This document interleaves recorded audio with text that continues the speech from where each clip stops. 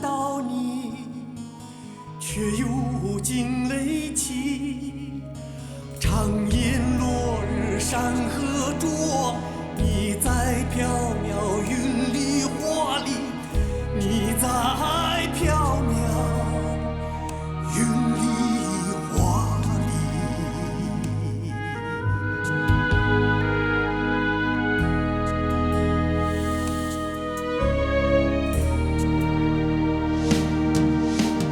唱歌一曲，好风好梦好歌好一起。唱歌一曲，好风好梦好歌好一起。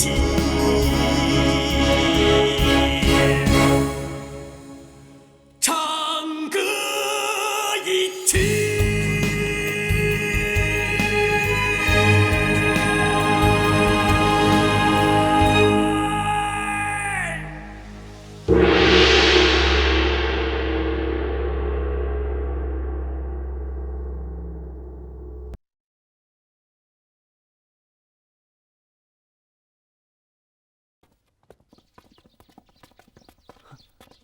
好家伙，还是个伯父。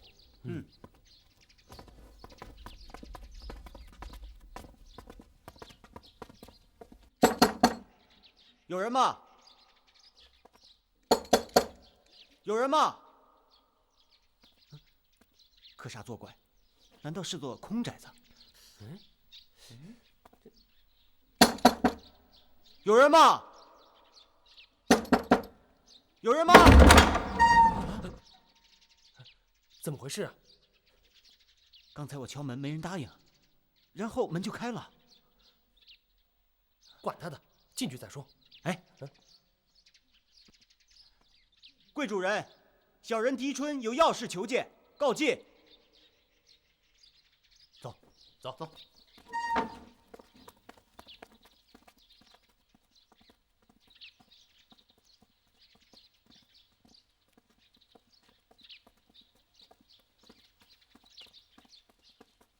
好阔气的人家，不愧是伯父，在凉州这僻寒之地竟有这等去处，也真令人称奇啊。偌大的园子，连个鬼影子都见不着，更让人称奇。前面就是正堂吧？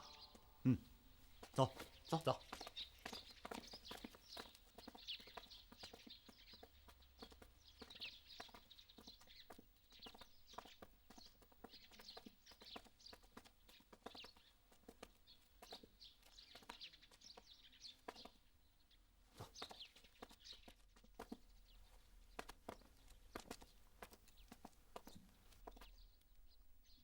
贵主人，小人狄春受人之托，要将一封信转交一位叫红姑的人，不知贵处可有此人？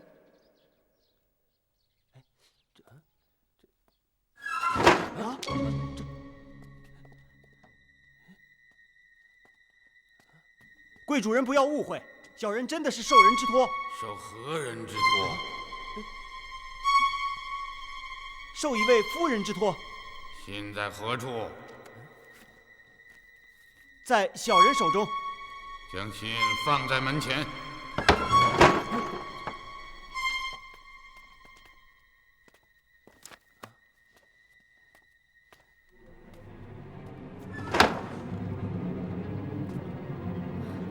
这家人的风俗不好，总是把个大门开开关关的，吓得人心惊肉跳。你们俩别那么紧张。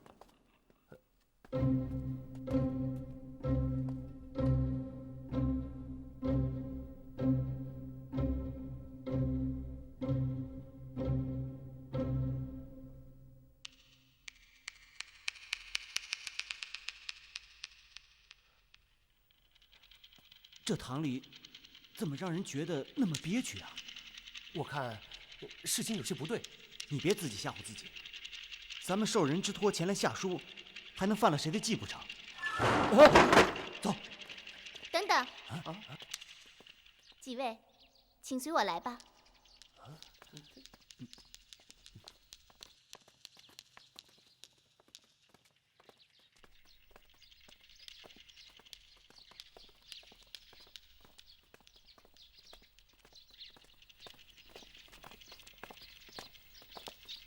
几位请进，主人在堂内等候。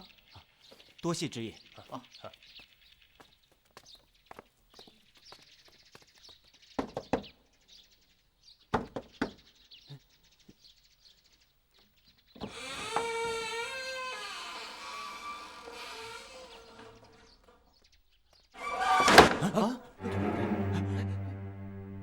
这是怎么回事啊？什么声音？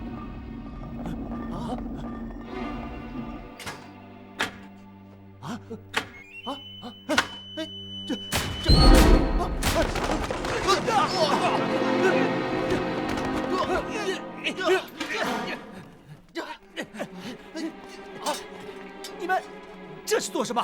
别动，再动用你脑袋！在下受人之托来见红姑，你闭嘴！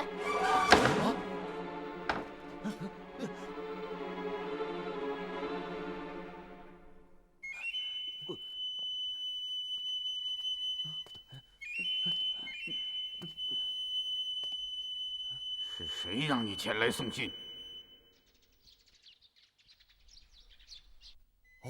是这样。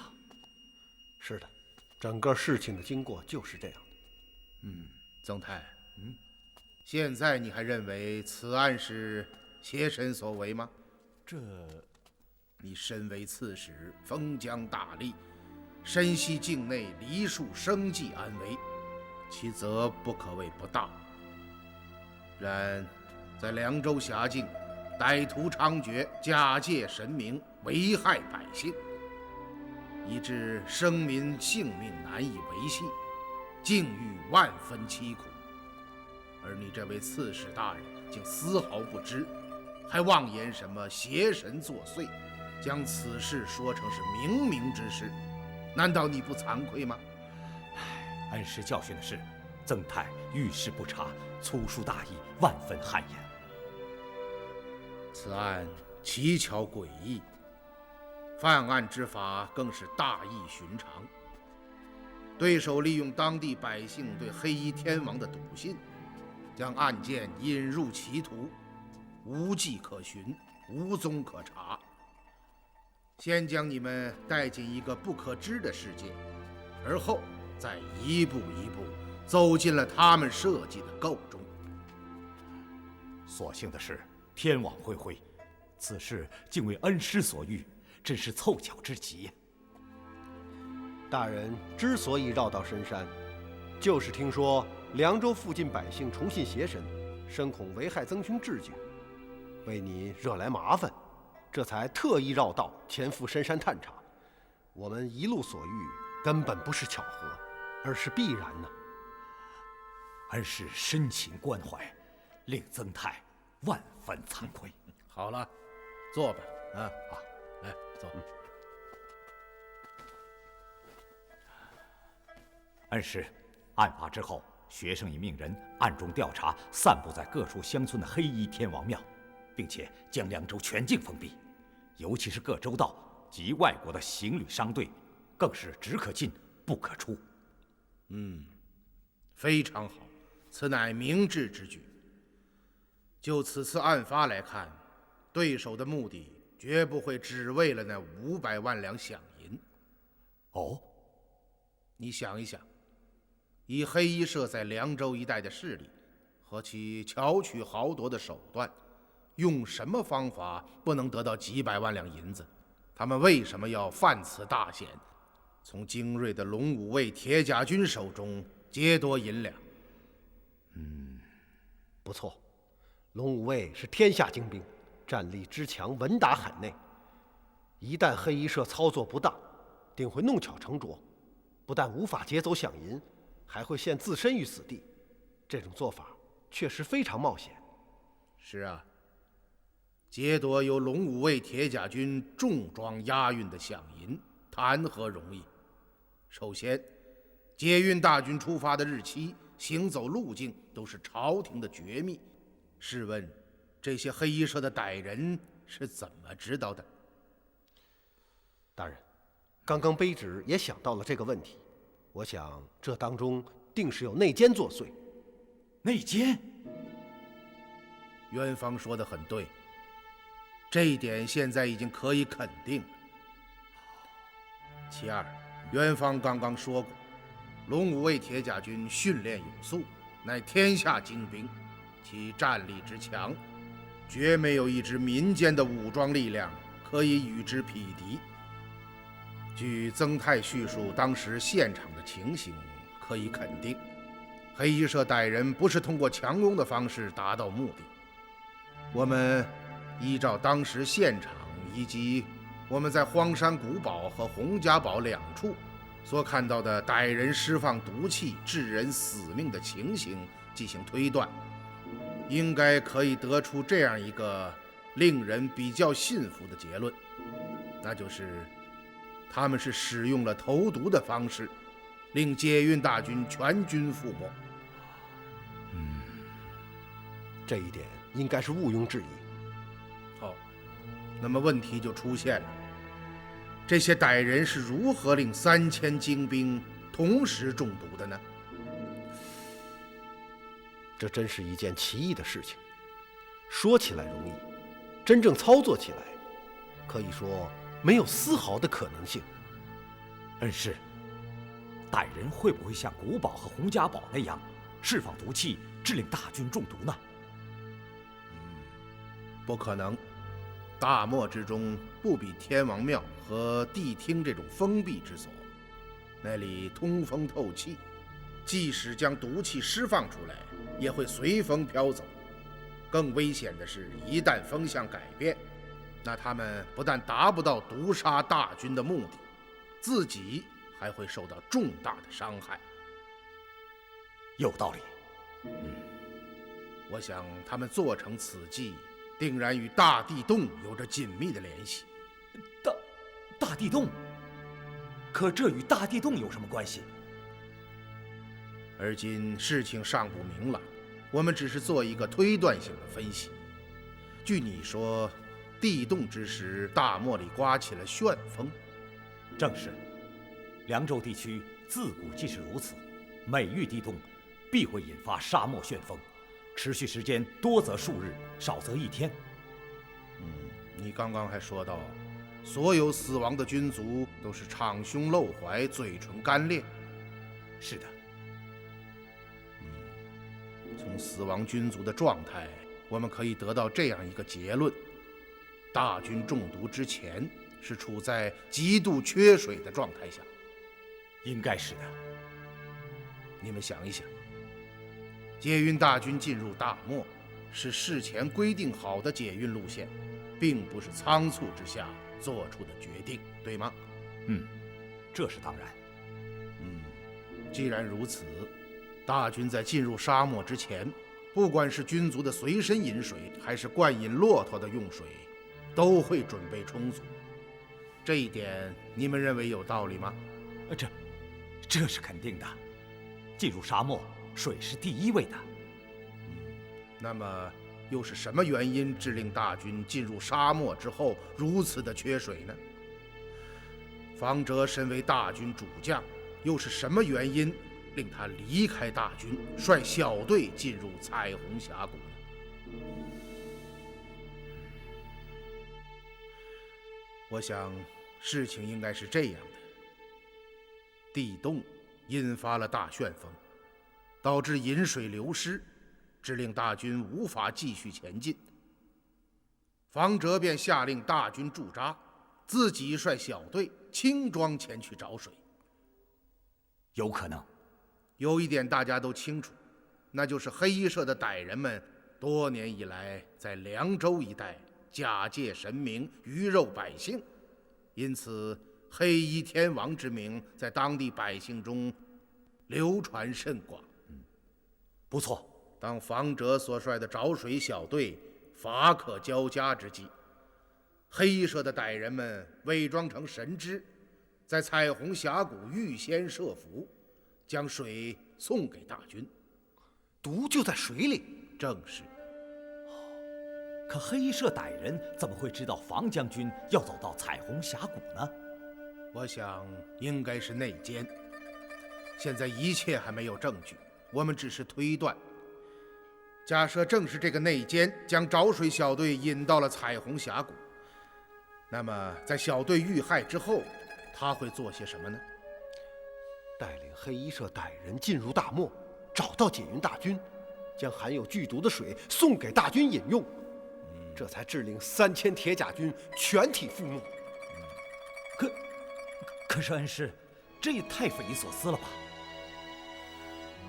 几日来的所见所闻，令我感觉到这一切都是有可能的。然而目前只是推断，并没有佐证。可我们现在至少有了一点线索：如果那些藏于古堡地厅中的银车被龙武卫的斥候所指证，那就说明做此事者定是黑衣社无疑。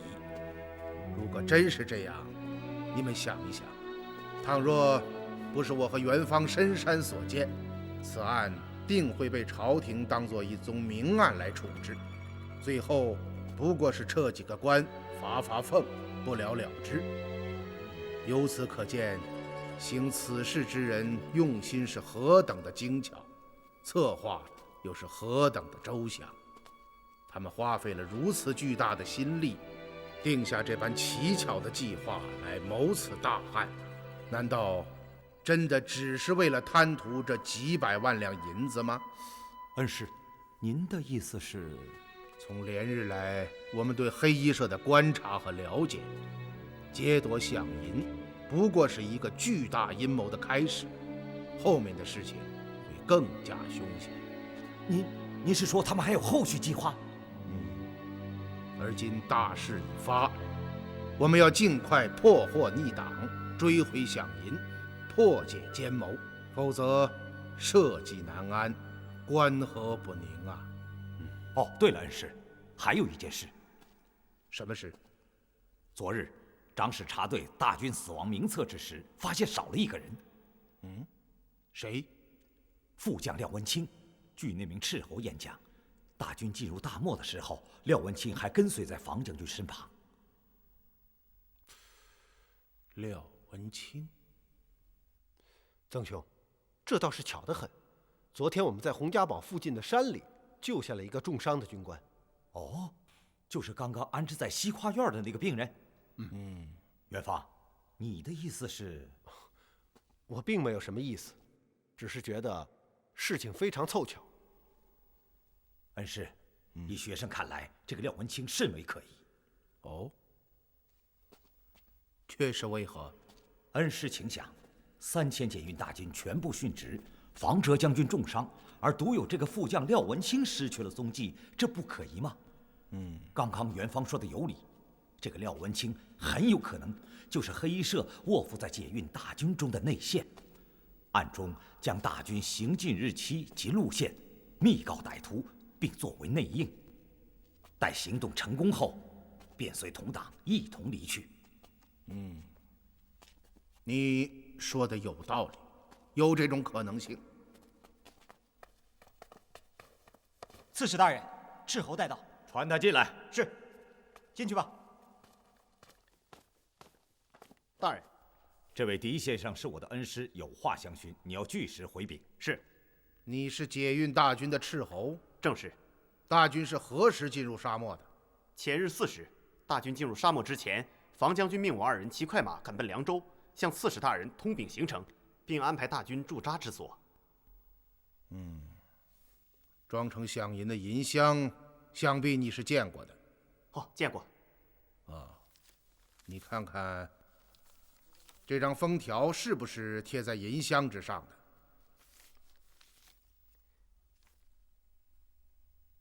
啊，回先生，正是贴于银箱之上的签封。你能肯定？好，绝对错不了。驼架是原木制成，银箱置于驼架之上，上贴签封，对吗？正是。真的是银箱。你们最后见到副将廖文清是什么时候？是大军进入沙漠之前。如果你们见到他，能够认得出来吗？当然认识了。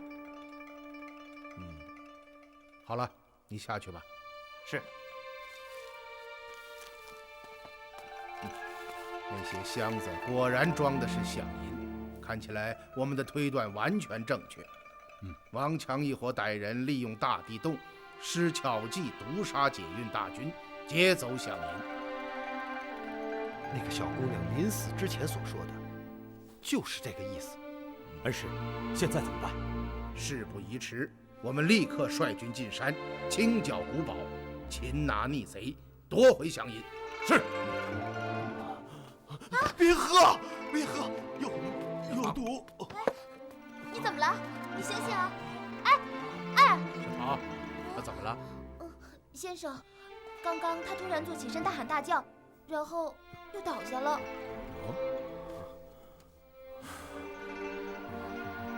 怎么样？烧得很厉害啊！小桃，刚刚他都喊了些什么？他刚刚好像喊：“别喝，有毒。”别喝，有毒。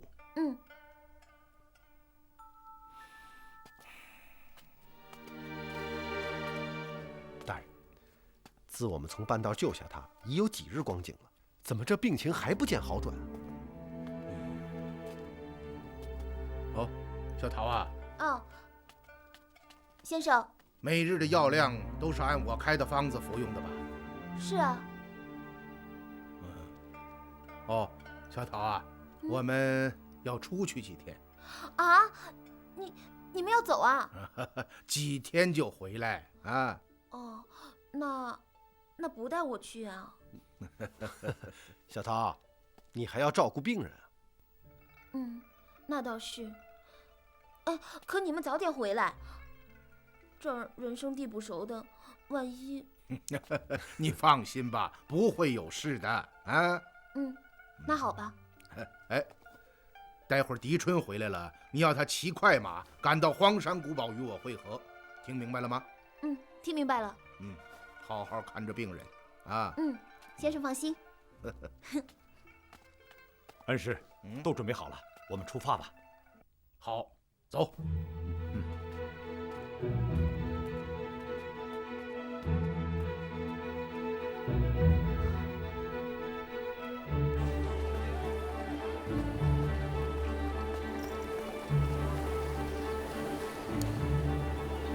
恩师，怎么了？曾太，远方。大人，这万一……恩师，这样似乎不妥吧？就这样定了。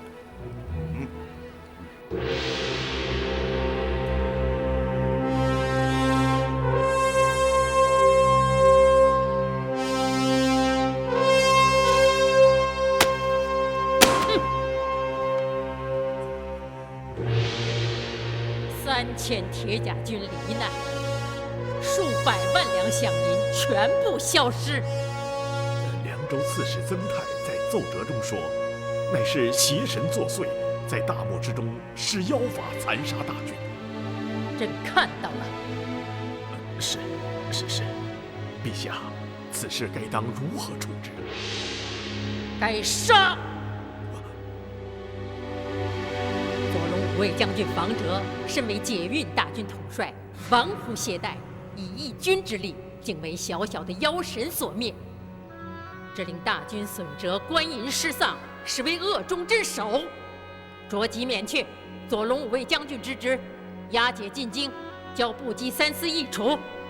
陛下，房哲身负重伤，至今还在昏迷之中，是否待其苏醒后再行处置？罢了。凉州刺史曾泰治境不严，竟令邪神命贵肆虐其间，实属可恶，过难赦免，着即免去凉州刺史之职，立刻进京听候处置。哼！去！陛下，凉州刺史曾泰自到任以后，治境有方，刻不屯垦，劝克桑农，协和诸夷，辖境内气和人顺，劳育不兴。近年来颇受当地百姓爱戴，实为不可多得的好官呐。今虽饷云失于其境内大漠之中，然此乃妖神作祟，非人力可及。细思之下，彼虽有过，过不至免官。况且此事来龙去脉尚不清晰，结果如何，恐怕要待细勘之后再做定论。倘案定后曾泰真有大过，不管革职免官都不为迟。如此仓促罢免，臣恐人心难服啊。也罢，简之，依你之见，当务之急是要查清此案的来龙去脉。正是。曾泰在奏折中写得很明白，此事乃妖神作祟，看样子这就是一桩无头的明案。似此等还有何可查？陛下，而今事情的真相究竟如何，殊难预料。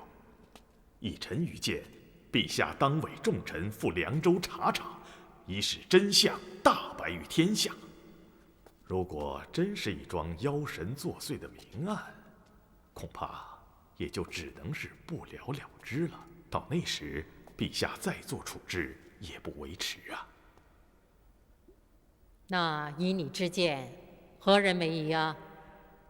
陛下心中的人选，正是臣想说的。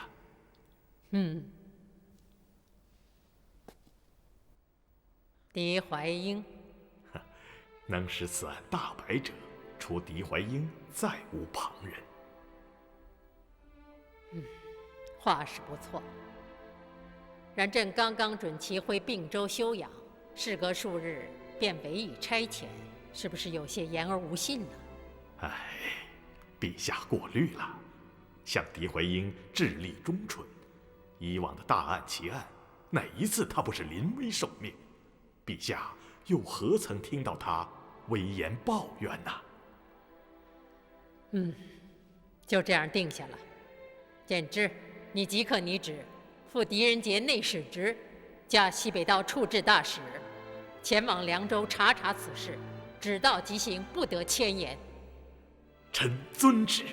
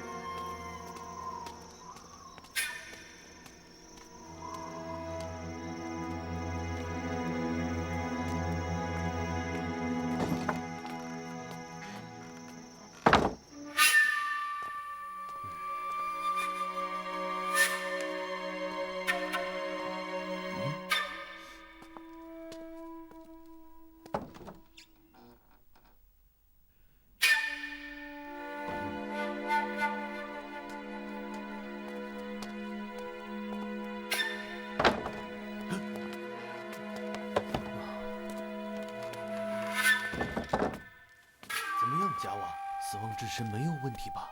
没问题。我说拉扎，这几天我睡觉的时候连连噩梦，梦见死亡之神跑了出来，杀死所有人。已经困了好几天，不知什么时候才能放行。是啊，整天提心吊胆守着死亡之神，再这样下去我就快要疯掉了。总得想一个办法，先和黑衣社的人联系上，否则永远等下去，什么时候才是头啊？黑衣社的那些人行事诡秘，只有他来找咱们，咱们找不到他。不过我想黑衣社的人很快会与我们联系的。是谁？死亡之神，他们来了。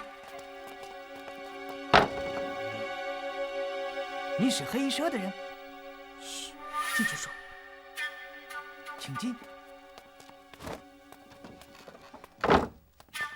你是来接死亡之神的？嗯。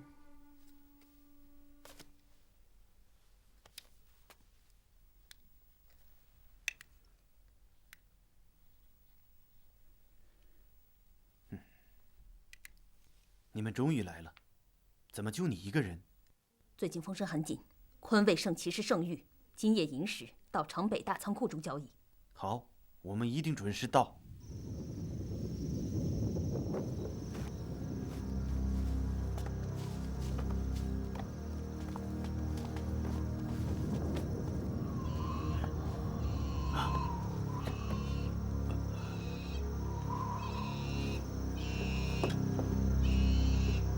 社的朋友到了吗？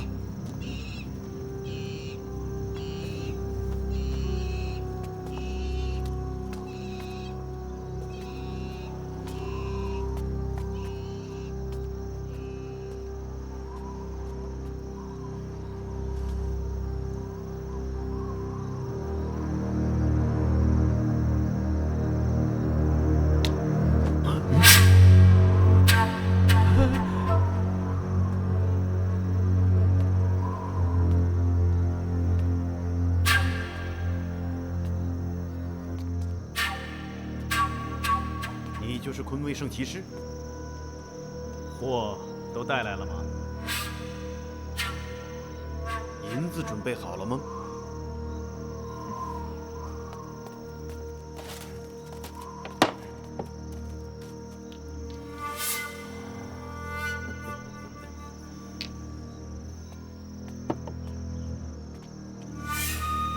怎么样？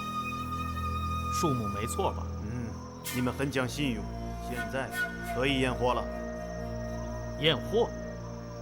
不必了，早在你们住的驿站我们就验过了。哦。现在的问题是，我们该如何将死亡之神带出凉州？这就是你们的问题了。双方说好的，我们只管将货安全送抵凉州，接到银两后，便返回天土。不错。不过。现在情况变得复杂了，黑衣社需要你们的帮助。哦，怎么帮助？哼，怎么帮助？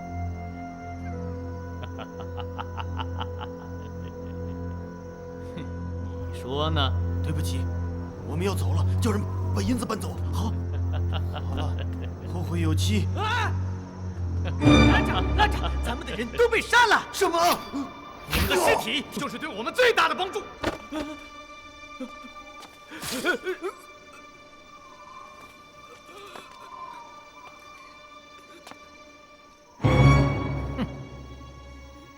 利姆是不会放过你的。难道你们的头领基姆没有告诉你们，你们来了就再也回不去了？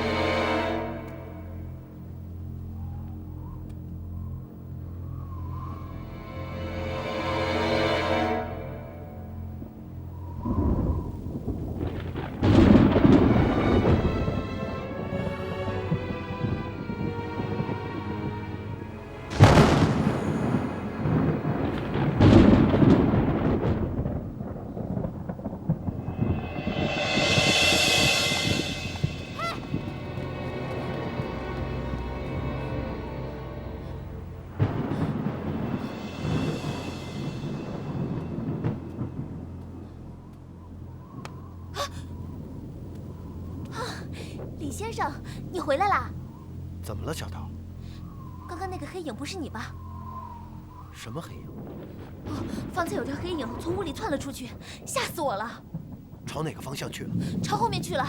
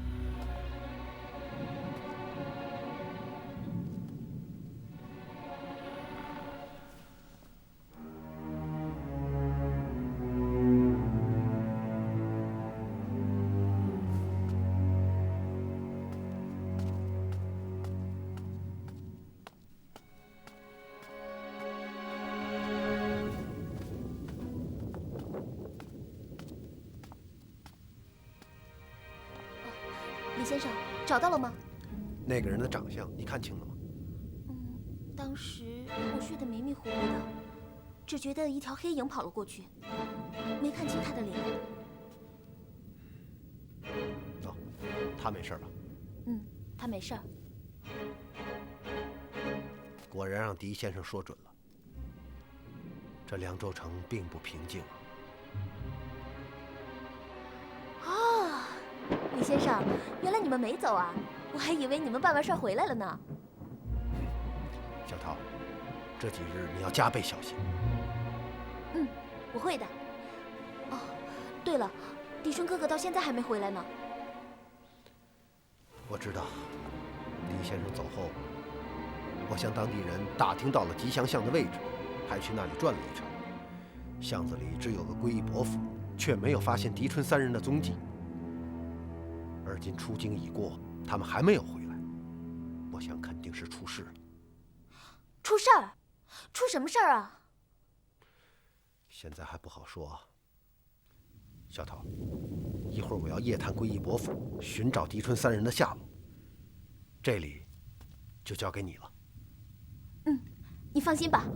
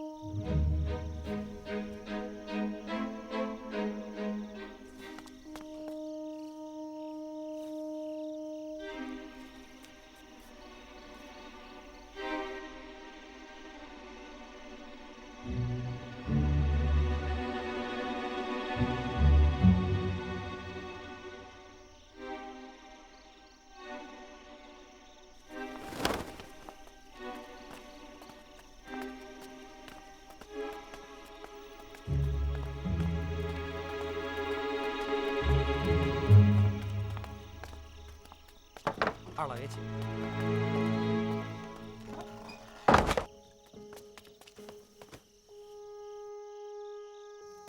大哥，出事了！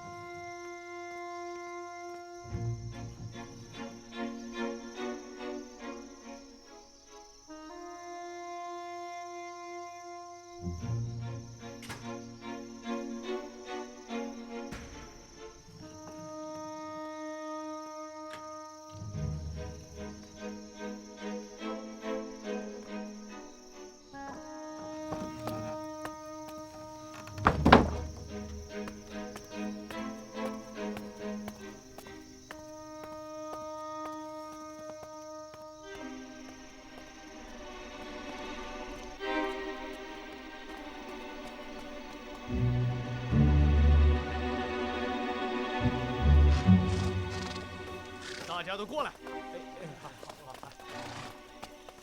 你们都给我记住。好，明白了吧？明白了，明白了。走，走。